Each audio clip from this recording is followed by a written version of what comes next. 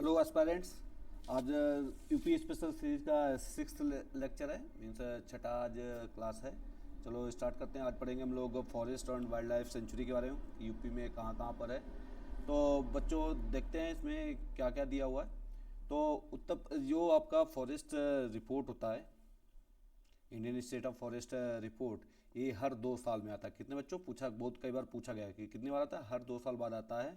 और इसे जो है wild life institute of India, forest research institute है, FRI देहरादून में है, वो इसे जारी करती है हर 2 साल में। तो 2021 आई तो 2023 की आनी चाहिए, तो अभी रिसेंट आई है तो उसका अपडेट अलग से सेपरेट वीडियो बनाएंगे। तो अभी 2021 के हिसाब से अपने उत्तर प्रदेश में जो है 3.08% जो था आपका ट्रीज थे, उसमें से ये प्रतिशत 9.2 तक 3.23 तक पहुंच जाता है। अगर ट्रीज को मिला लेते हैं तो फॉरेस्ट का जो है 9.23 हो जाता है।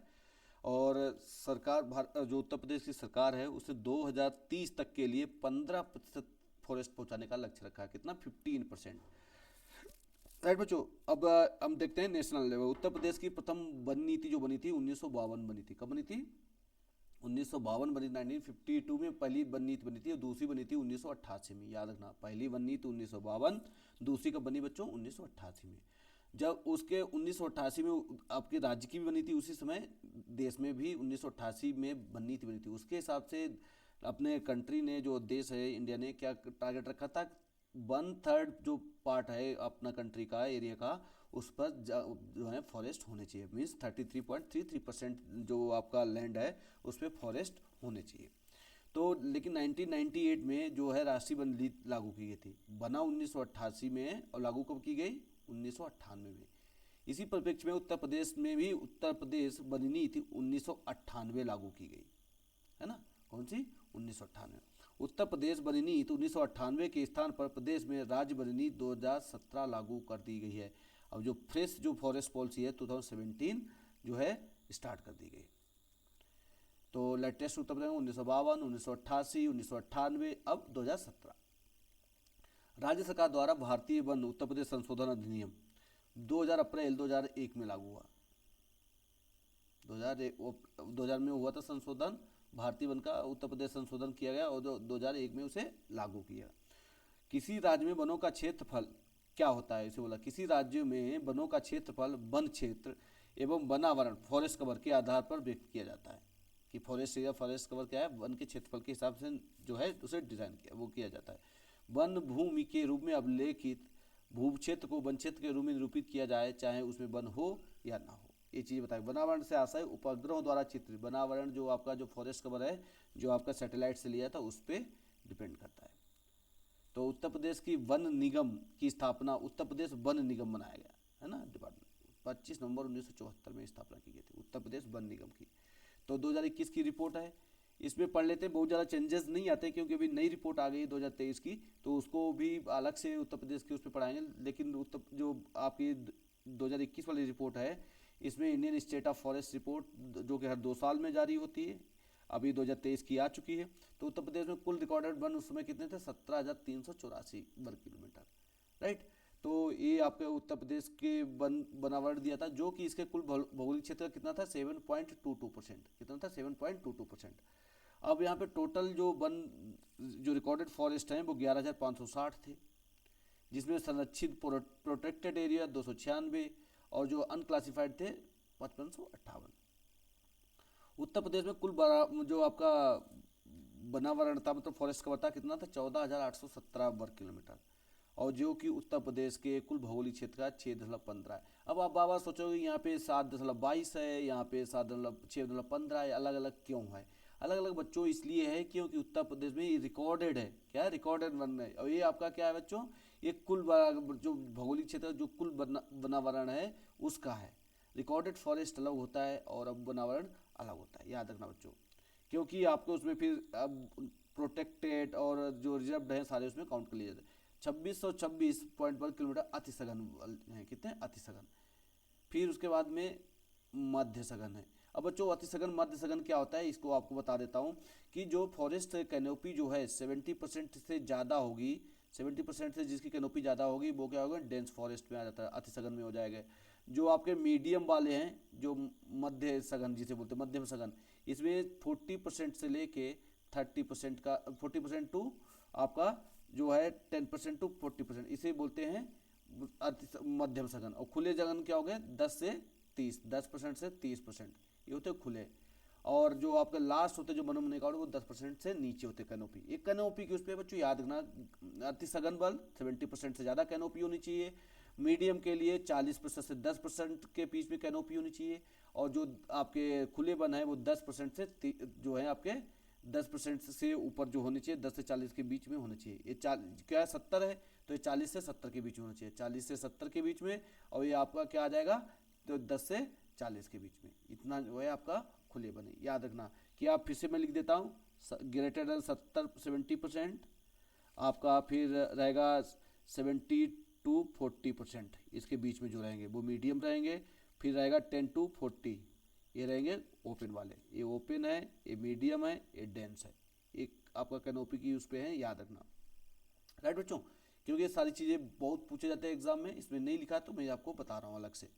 नेक्स्ट आपका है कि आंकड़ों की तुलना में बनावरण की इतनी वृद्धि हुई थी 19 में, है ना, 21 में भी हुई है, 22 में भी उत्तर प्रदेश में वृद्धि थोड़ी सी की गई, रिकॉर्ड की गई। उत्तर प्रदेश में कुल वृक्षावरण कुल भौगोलिक क्षेत्र का 3.8% क्षेत्रफल है।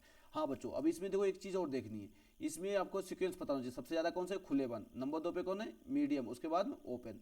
तो खुले को मतलब ओपन बोलते हैं, मीडियम और डेंस, OMD याद रखना, ओपन मीडियम डेंस। तो जो उत्तर प्रदेश में झाड़ियाँ स्तब्ध क्षेत्र 563 किलोमीटर, जो 0.23% है। अधिकतम बना जो सबसे ज़्यादा जहाँ फॉरेस्ट कवर है वो कौन सा जिला है बच्चों, वो है सोनभद्र। कौन सा है, सोनभद्र जिला है। राइट बच्चों, कौन सा है, सोनभद्र है, याद रखना। जो सबसे ज़्यादा खुला जिला है आपका, जो ज़्यादा वनावरण वाला है, कौन सा है, सोनभद्र है। राइट, याद रखना। सोनभद्र में कितना है जिले का, 35.29, जबकि उत्तर प्रदेश ने अपना टारगेट 2030 तक 15% रखा है, लेकिन उससे भी ज़्यादा ही इंडिया का टारगेट है 33.33, उससे भी ज़्यादा सोनभद्र में। उत्तर प्रदेश में न्यूनतम वनावरण जिला कौन है, भदोही। इसमें कितना है बच्चों, 0.37% है। राइट, 0.3% इसमें। नेक्स्ट देखो बच्चों, ये फॉरेस्ट वाली रिपोर्ट बहुत ही इंपॉर्टेंट होती है बच्चों, ये आपको पता होना चाहिए सारी चीज़ें। सर्वाधिक जो अति सघन वन, देखो अति सघन वन वाला सर्वाधिक वन क्षेत्र जो है आपका, तो वो तो पता है वो कहाँ है सोनभद्र में, लेकिन अति सघन वाला कौन सा जिला है, वो है लखीमपुर खीरी। मतलब डेंस फॉरेस्ट जो है लखीमपुर खीरी में, क्यों है, क्योंकि यहाँ पे तराई क्षेत्र है बच्चों, तराई क्षेत्र है तो वहाँ पे क्या है, आपको पानी जो है अबंडेंट वाटर अवेलेबल है।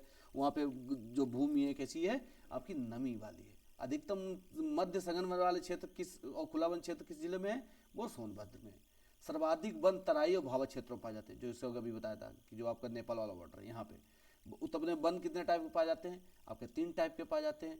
डेसीडुअस पाया जाता है ना, डेसीडुअस, सेमी डेसीडुअस पाए जाते हैं। जो डेसीडुअस आपका ट्रॉपिकल, सेमी डेसीडुअस, सब ट्रॉपिकल सेमी डेसीडुअस, और आपके कुछ उष्णकटिबंधीय कटीली झाड़ियाँ जो इसका पाई जाती है, इतना याद रखना। ये इंग्लिश, जो इंग्लिश मीडियम वाले बच्चे इसे क्या बोलते हैं, उष्णकटिबंधीय को ट्रॉपिकल, इसे बोलते हैं ट्रॉपिकल, राइट बच्चों, tropical deciduous forest, deciduous forest, ठीक है। और ये सेमी ट्रॉपिकल सेमीडुअस, ये क्या होता है बच्चों कि जो गर्मी की जगह पर होते हैं, ये जो ज़्यादा गर्मी पड़ने वाली है उसमें अपने क्या करते हैं, तो जो इनकी जो लीव्स हैं उनको सेट करते हैं, मतलब पतझड़ कर देते हैं। और जैसे पानी की कमी थोड़ा थोड़ा अवेलेबल होने लगती है तो फिर उसे पत्ते आ जाते हैं, याद रखना। उत्तर प्रदेश में उष्णकटिबंधीय आर्द्र प्रणाली बंतराई भावर क्षेत्रों में पाए जाते हैं। आर्द्र मतलब बेट वाले, बेट कहाँ पाए जाते हैं, आपके तराई और भावर क्षेत्र में। इनमें कौन कौन से पेड़ कौन से होते हैं, इसमें साल होते हैं, बेर, गूलर, पलाश, महुआ, सेमल, आंवला, जामुन, बांस, बेत, ये सभी वृक्ष पाए जाते हैं। उत्तर प्रदेश में शुष्क वाले जो ड्राई वन है कहाँ पाए जाते हैं, पूर्व, मध्य और पश्चिम मैदान में पाए जाते हैं। शुष्क पर्णपाती वनों में कौन से, नीम है, पीपल है, शीशम है, जामुन, अमलतास, बेल, अंजीर। झाड़ियाँ घासें पर्णपाती वनों में पाई ही जाती हैं, है ना, क्योंकि झाड़ियाँ हो जाती है, जब पत्ते आपको पानी नहीं मिलता तो वो झाड़ियों में कन्वर्ट हो जाते हैं। उत्तर प्रदेश के मैदानी आर्द्र भूमि जो आपकी वेट लैंड है, नदियों के किनारे नीम, पीपल, शीशम, आम, जामुन, महुआ, बबूल, इमली के वृक्ष मिलते हैं। उत्तर प्रदेश का जो दक्षिणी भाग है, जो आपका बुंदेलखंड वाला हिस्सा है, जो वहाँ पे क्या मिलेगा, कटीली झाड़ियाँ मिलेगी, पानी कम है वहाँ पे, है ना। इनमें कौन मिलेगा, अकेकिया मिलेगा, कटीले, लेगुसेम, यूफेब्रियास, फुलाई, कत्था, कुक्को, धामन, रेउंझा, नीम के वृक्ष पाए जाते हैं।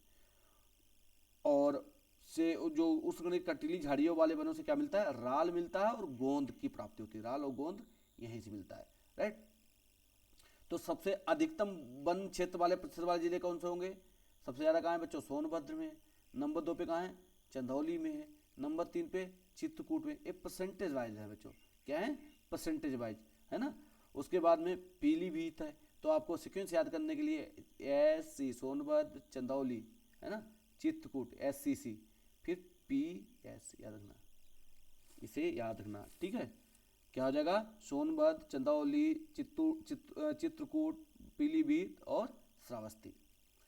न्यूनतम वन क्षेत्र वाले जिले कौन कौन से, एक तो भदोही है, मैनपुरी, देवरिया, क्या है, भदोही मैनपुरी देवरिया, है ना। उसके बाद में बदायूं मऊ, बीएम डीएम, तो याद रखना। अधिकतम वन क्षेत्र वाले 5 जिले कौन से, अधिकतम वन क्षेत्रफल वाले, ये प्रतिशत में बच्चों, प्रतिशत में ज़्यादा है। क्षेत्रफल वाले कौन कौन से, सोनभद्र है, नंबर 2 पे लखीमपुर खीरी आ जाएगा। क्षेत्रफल इसका ज़्यादा है तो इसे परसेंटेज में कम हो जाता है, लेकिन क्षेत्र में वन क्षेत्र लखीमपुर के ज़्यादा है, और क्षेत्रफल में प्रतिशत में जाओगे तो नंबर 2 पे चंदौली आ जाता है, इतना याद रखना बच्चों।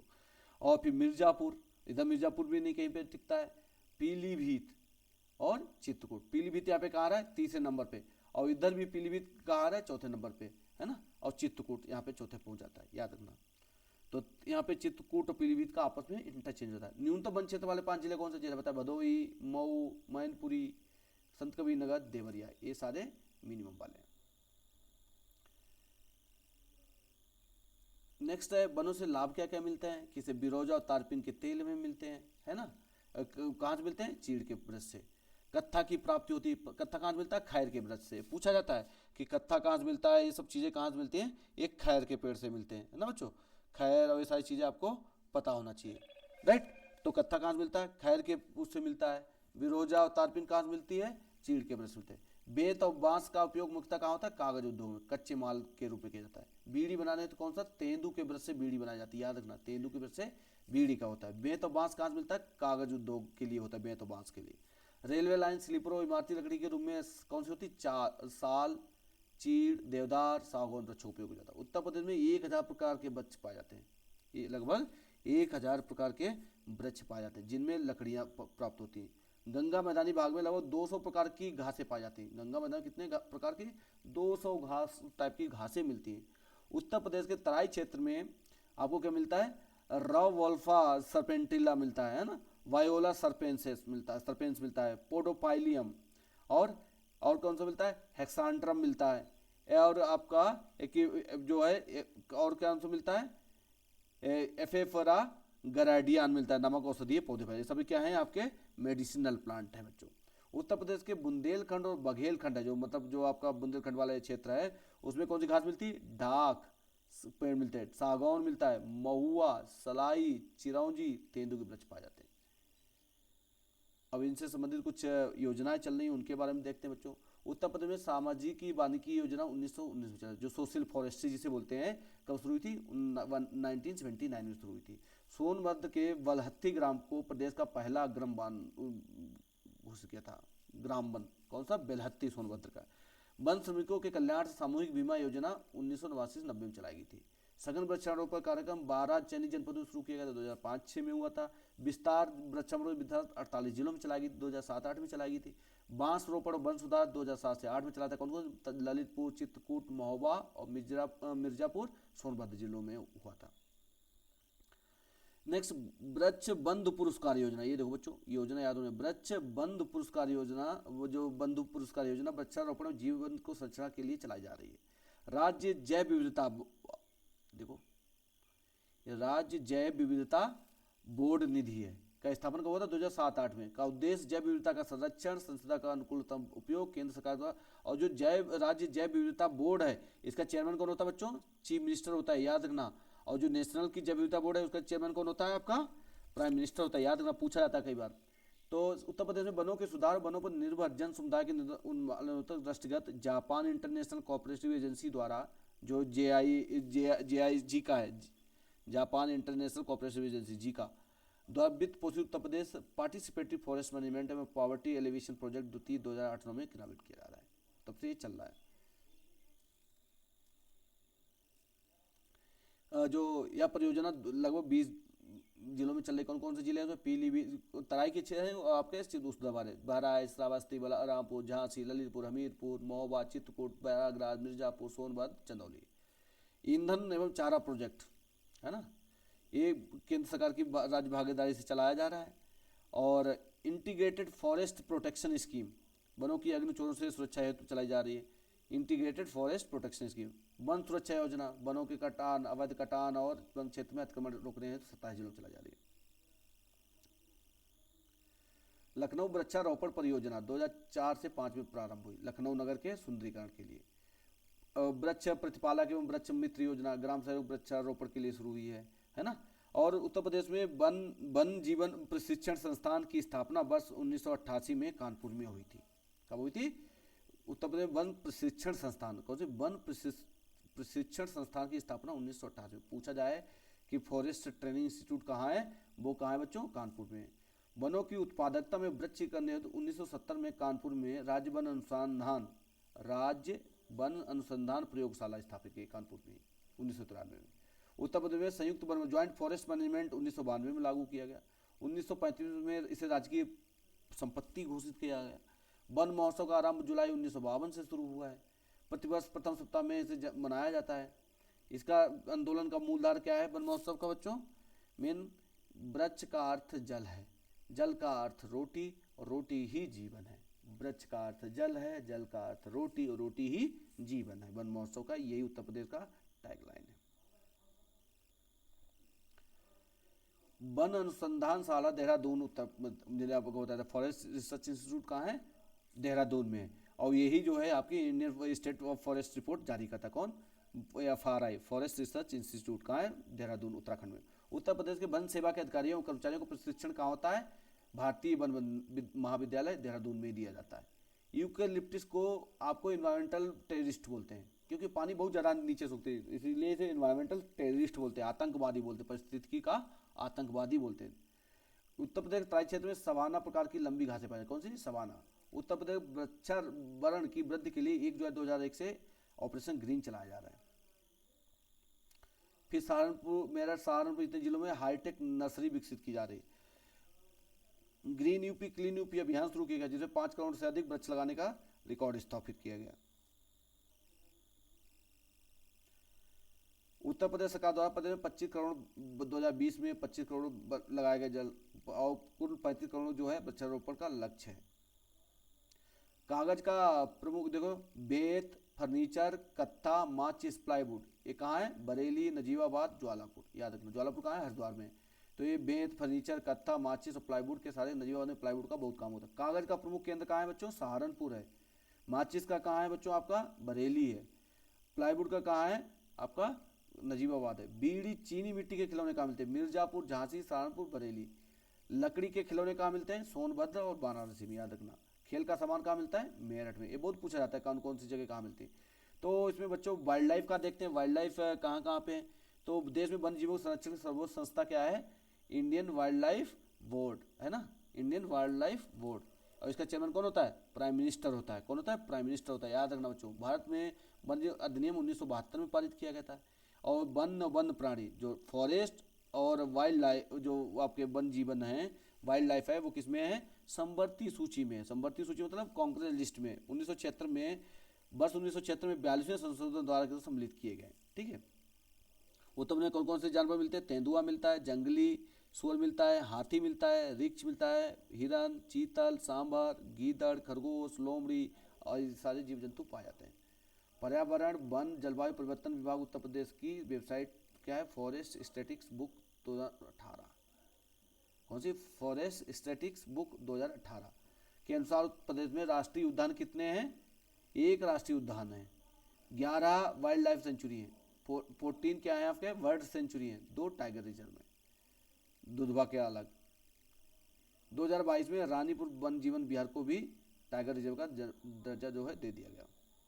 तो उत्तर प्रदेश में कौन कौन से वन जीवन विहार है, इनको पता होना चाहिए। सबसे पुराना कौन सा है, ये पूछा जा सकता है, बहुत इंपॉर्टेंट रहता है। सबसे पुराना कौन सा है?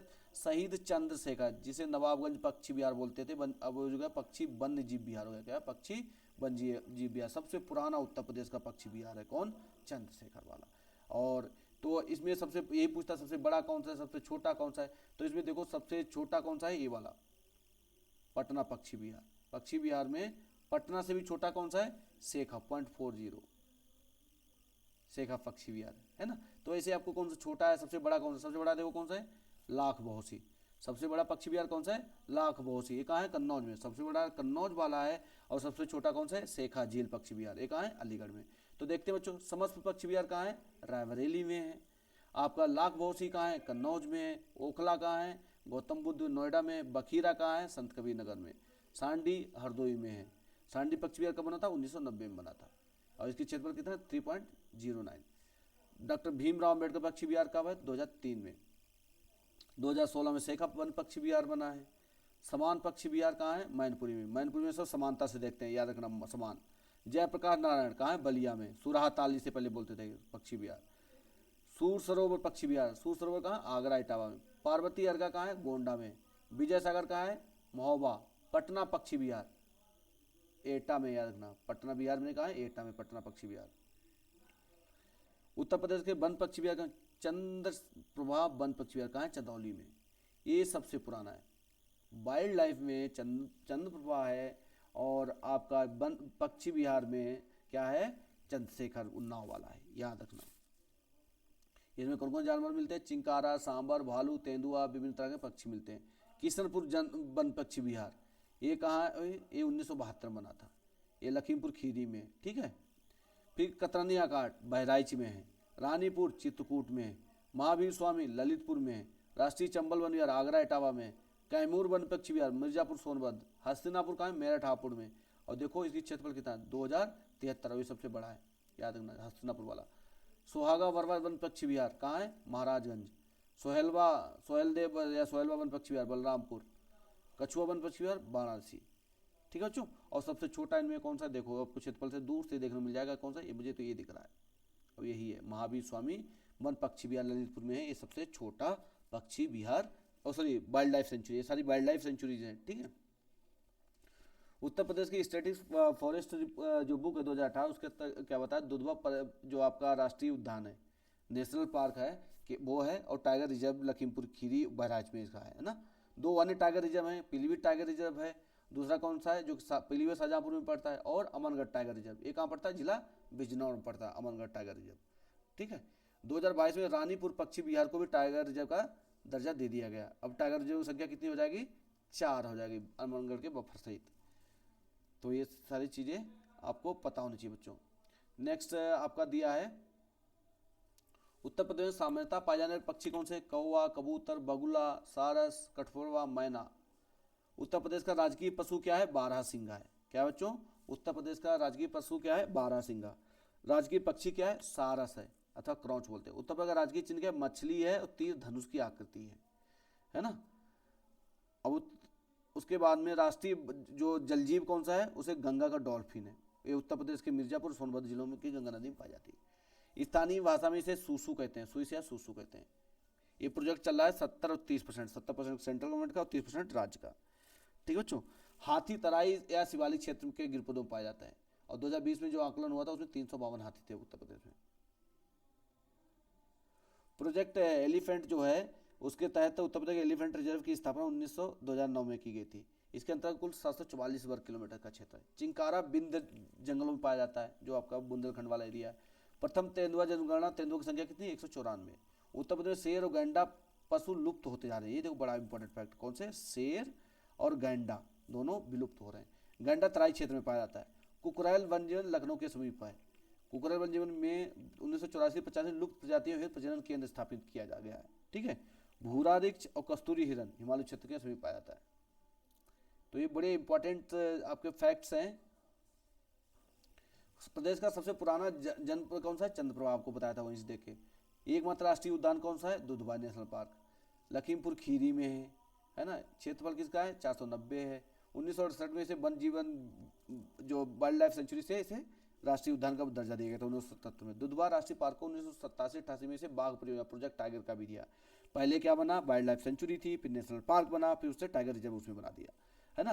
कालांतर में किशनपुर वाइल्ड लाइफ सेंचुरी को जो है कतनिया घाट वाइल्ड लाइफ सेंचुरी को भी इससे संबद्ध कर इसे दुधवा टाइगर रिजर्व बना दिया गया था। कौन सी? किशनपुर वाइल्ड लाइफ सेंचुरी और कतनिया घाट को। दुधवा राष्ट्रीय पार्क की उत्तरी सीमा मोहन नदी बनाती है। कौन सी? मोहन नदी, उत्तरी नदी, जबकि उसकी दक्षिणी सीमा सोहेली नदी द्वारा निर्धारित होती। ये याद रखना, मोहन नदी नॉर्थ में है, सोहेली नदी साउथ में है। दुधवा बाघ अभयारण्य का विस्तार लखीमपुर खीरी और बहराइच जिले में। 2012 में जो कार्बेट टाइगर रिजर्व था उत्तराखंड में, बफर रूप में अमनगढ़ को भी ले लिया, जो कि बिजनौर में शामिल किया गया। 14 में उत्तर प्रदेश सरकार को पीलीभीत टाइगर रिजर्व दे दिया 2014 में, है ना। पीलीभीत अभयारण्य उत्तर प्रदेश के पीलीभीत और शाहजहाँपुर में है। फिर रानीपुर को जो वाइल्ड लाइफ सेंचुरी थी, इसे भी टाइगर रिजर्व का दर्जा दे दिया, जो कि आपका कहाँ पे है बच्चों? आपका चित्रकूट में। अब कितने टाइगर रिजर्व हो गए? 4 हो गए। कौन कौन से? Dudhwa tiger reserve, Pilibhit tiger reserve, Ranipur tiger reserve, Amanpour. अब इसमें पूछ सकते हैं क्षेत्रफल किसका ज्यादा है, किसका कम है। तो सबसे ज्यादा बड़ा क्षेत्रफल वाला कौन सा है? दुधवा। सबसे कम वाला कौन सा है? अमनगढ़। याद रखना बच्चों।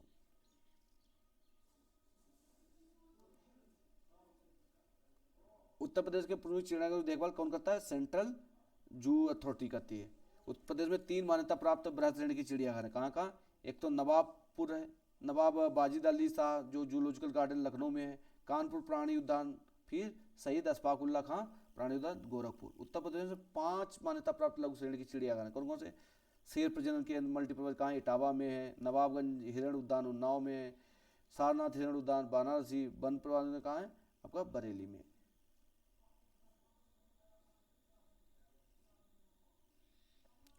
उत्तर प्रदेश में केंद्रीय चिड़ियाघर द्वारा प्राप्त 9 चिड़ियाघर है। ठीक है, ये आपका जो है मैप में दिया है, इसमें आराम से। तो कभी किसी चीज़ को रिकैप करने के लिए जो मैप में जो होता है, बड़ी आसानी से उसको आप 2 मिनट में चीज़ों को रिवाइज कर सकते हो। तो इसमें क्या है, अभी थोड़ा इसे पैक्ट पढ़ने के बाद में मैं इसे जूम करूँगा, तो आप लोग इसका स्क्रीनशॉट ले लेना, जिससे कि आप लोग जब लास्ट मोमेंट में आप करेंगे तो आप आराम से उसको पढ़ सकते हैं। राइट। तो इंग्लैंड की जो लॉन्गलीड सफारी पार्क थी, वो उससे उत्तर प्रदेश ने इटावा में भी एशियाई शेर की सफारी बनाई है। ठीक है, Etawah safari park. Etawah safari park की स्थापना जो एशियाई शेरों के लिए की गई, इतना याद रखना। अगस्त 2022 में से कुकराइल वन क्षेत्र में नाइट सफारी पार्क बनाया गया। कुकराइल में कौन सा? नाइट सफारी पार्क बनाया गया। ग्रेटर नोएडा में भी नाइट जो है बनाने की बात चली, प्रस्तावित है। जो वन प्राणी सुरक्षा सप्ताह जो कब मनाया जाता है? सुरक्षा सप्ताह अक्टूबर माह के प्रथम सप्ताह में। रेड डेटा बुक जो है कौन सी विलुप्त प्रजातियों के? रेड डाटा बुक किसे है? जो आपके क्रिटिकली इंडेंजर्ड और जो एक्सटिंक्ट वाइल्ड लाइफ है उनके लिए होता है। Peoples park and wildlife book वन जीवन से आंदोलन से संबंधित है। इको डेवलपमेंट परियोजना किसे? वन उपज के लिए है। कछुआ पुनर्वास योजना ये कहाँ की जाए? गंगा के प्रदूषण निवारण के लिए कछुओं के विस्तार में किया जाता है, मतलब कछुओं को जो है उसमें डाला जाएगा। मगरमच्छ घड़ियालों के लिए उत्तर प्रदेश में घड़ियाल प्रजनन योजना चलाई जा रही है। राष्ट्रीय पक्षी मोर संरक्षण के लिए मथुरा के वृंदावन में मयूर संरक्षण, तो मोर संरक्षण के लिए कहाँ चल रहा है? मथुरा में चल रहा है। तितलियों के फूलों के परागण में भी अहम भूमिका होती है। लखनऊ कानपुर प्राणी उद्यान तितली पार्क का निर्माण किया गया, क्योंकि वर्तमान में तितलियों की संख्या कम हो रही है। वर्तमान में तितलियों आम जनता में जागरूकता उत्पन्न करने के लिए दिसंबर के प्रथम सप्ताह में जो है वर्ल्ड फेस्टिवल का आयोजन किया जाता है, जिससे जनता के अंदर जागरूकता है। अब देखो बच्चों, ये उत्तर प्रदेश के सारे आपके जो हैं वो दिए हैं, क्या है? Wild life sanctuary. देखो सारे वाइल्ड लाइफ सेंचुरी दिए हैं, कहाँ कहाँ पे हैं देखो, इसको ध्यान से मैप से देखना कितना आसान होता है। ये देखो बिजनौर दिया, अमनगढ़ टाइगर रिजर्व बिजनौर में बच्चों। ये पीलीभीत टाइगर रिजर्व है। ये दुधवा सबसे ऊपर है, उसके नीचे किशनपुर टाइगर वाइल्ड लाइफ है, फिर दुधवा टाइगर रिजर्व है। तो दुधवा टाइगर नेशनल पार्क और दुधवा टाइगर रिजर्व के बीच में सैंडविच हो रहा है किशनपुर वन्यजीव विहार। देखो ये मैप से आपको पता चाहिए। कतनिया घाट वाइल्ड लाइफ सेंचुरी, उसके बाद में फिर बलरामपुर में आपकी पड़ती है सोहेलवा वन्यजीव विहार, फिर आपका पड़ता है सोहागी वन्यजीव बरवा जीव, सोहागी बरवा जीव की कहाँ है? महाराजगंज में है। बनारसी में आपका कछुआ वन्यजीव विहार है। चंद्रप्रभा कहाँ है? चंदौली में है। कैमूर कहाँ है? मिर्जापुर में है ना बच्चों। रानीपुर वन्यजीव और आपका टाइगर रिजर्व कहाँ है? चित्रकूट में। ललितपुर में कौन सा है? महावीर स्वामी वन्यजीव विहार है। और जो आपका चंबल वन्यजीव विहार है इटावा में, है ना। ये हस्तिनापुर वन्यजीव विहार है मेरठ में। तो बच्चों ये देखो मैप से आपको देखने से कितना आसानी रहता है। और ऊपर देखो आपके जो मैप से ही जो दिया है आपका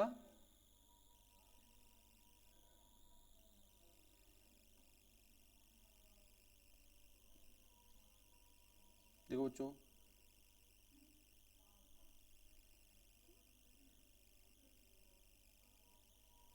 ये पक्षी विहार है। लाख बहुसी पक्षी विहार कहाँ है? कन्नौज में है। सांडी पक्षी विहार हरदोई। ये पार्वती अर्गा पक्षी विहार कहाँ है बच्चों? ये आपको गोंडा में है ना। संत कबीर नगर में कौन सा है? बखीरा पक्षी विहार। जयप्रकाश नारायण या सुराहा ताल कहाँ है आपका? बलिया में है।